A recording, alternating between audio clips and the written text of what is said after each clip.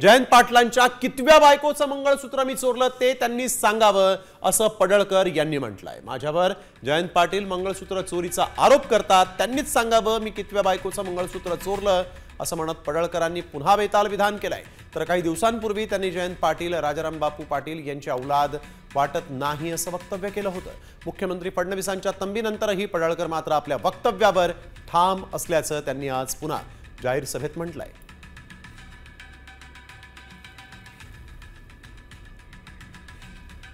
गोपीचंद पडळकरनं कुठल्या व्यापाऱ्याकडून वर्गणी घेतली का? या मधला एखादा व्यापारी घ्या आणि त्याच्यावरती खंडणीचा गुन्हा दाखल करा। अरे जयंत पाटला, तुझ्यासारखा भिकारी अवलाद गोपीचंद पडळकरची नाही। माझ्या ती धमक आहे कार्यक्रम करायची, तुझ्यासारखी ती अवलाद नाही। तू राजाराम पाटलानं काढलेली अवलाद मला अजिबात वाटत नाही।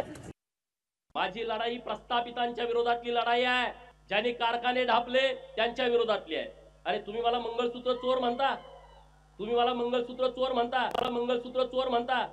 जयंतरावला माझा सवाल आहे, तुझ्या कितव्या नंबरच्या बायकोचं मंगळसूत्र मी चोरलं सांग लोकांना। आता isakal.com आहे देशातील नंबर 1 ची मराठी न्यूज वेबसाईट।